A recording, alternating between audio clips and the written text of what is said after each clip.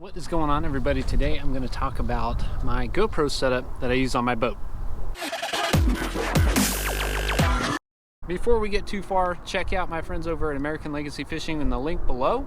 They are a fantastic source for your fishing tackle, outstanding customer service, and they even have the ability to send in your used stuff and put that as a credit towards new fishing gear, which is a fantastic idea.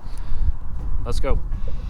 Talk about the camera itself. This is a Hero 9. I believe it's extremely similar to the Hero 10, but the reason why I bought a Hero 9 was because it has horizon leveling on it. And the only downfall of horizon leveling is you get a little bit tighter crop on it. It takes up some of the wide angle that you get with the GoPro, and it does that because it helps stabilize the video in the horizon.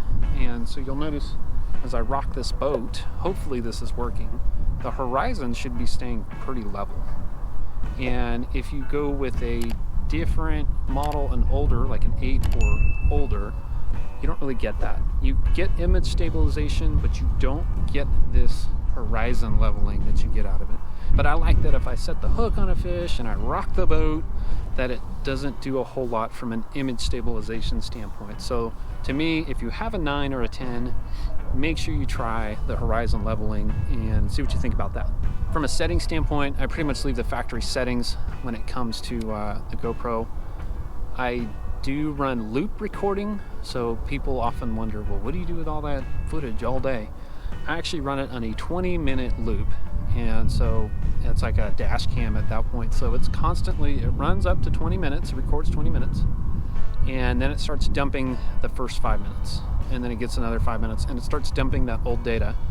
And what's nice about that is I can catch a fish, forget to turn off the camera and take that snapshot, and I still have time to catch it again. I don't really have to worry about, oh my gosh, I gotta go get to the camera as soon as I catch a fish or whatever. So it lets me get plenty of time and not really worry about it. So I end up with, for every 20 minutes, I get 5-minute segments.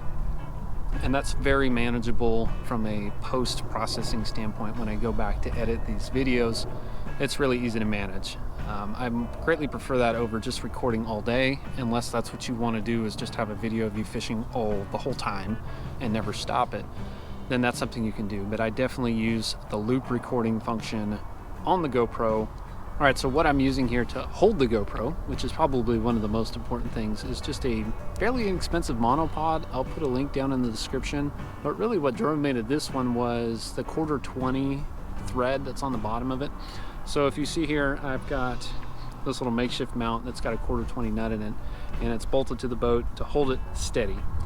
And I use the same exact setup on my Kayak. I'll show a picture of it. I have a 1/4-20 setup on it. And that lets me use this same camera setup on either the Kayak or the boat.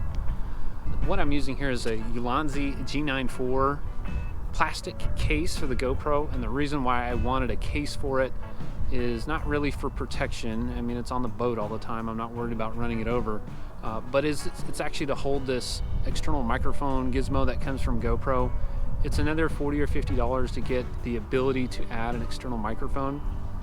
You can look at the media mod that GoPro sells, and it's nice, but changing the battery and getting the SD card really sucks on it. And with this Ulanzi case, it's super easy. It's almost just as good as the factory setup, but it is no longer waterproof. You have to swap the doors out and take it out of the case for it to be waterproof, which is not a big deal at all. If I put it on the Kayak, I put the door back on it, so it's completely waterproof again. But on this boat here, I don't really bother with it.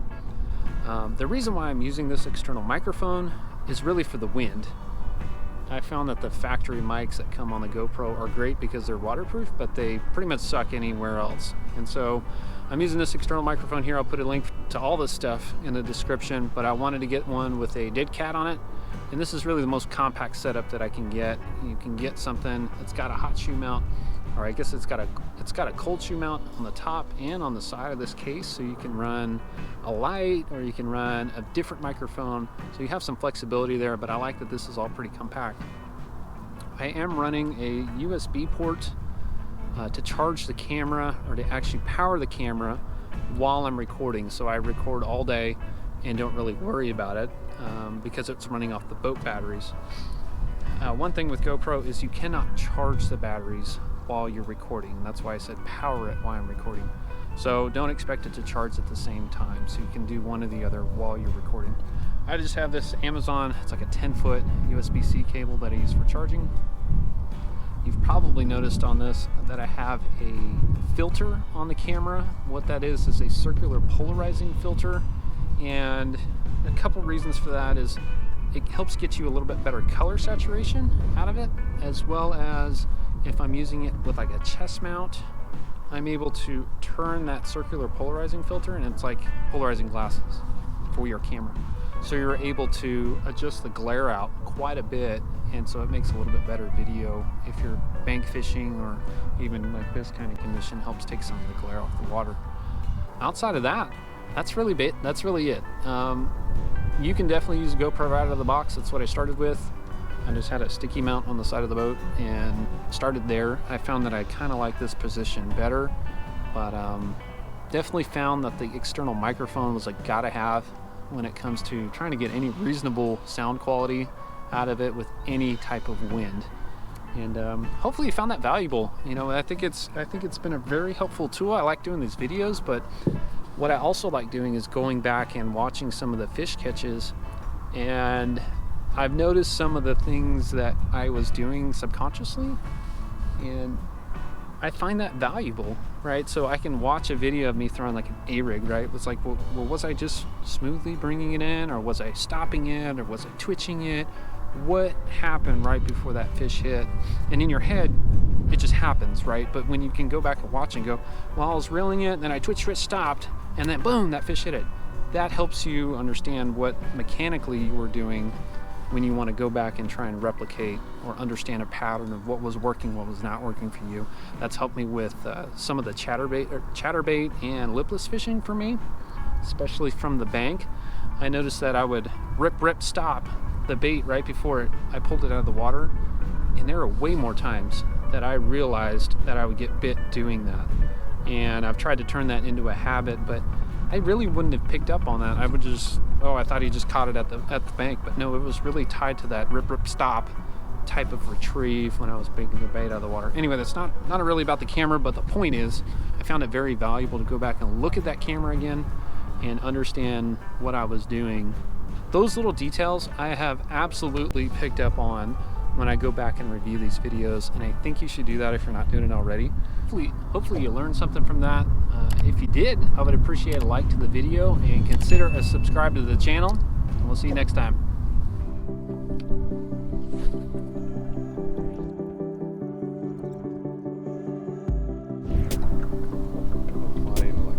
August and up. Just got bit. Did you? Yep, right here. A few moments later.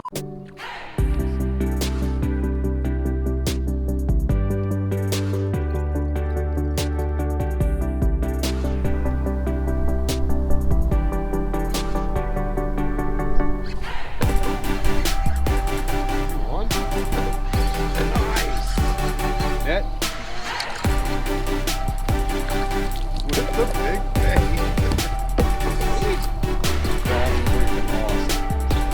That makes the whole trip worth it right there. Wow. Not a big one, but he's hungry. Not bad. Not bad. Okay, you're gonna send me a link to that. Oh, man, wow.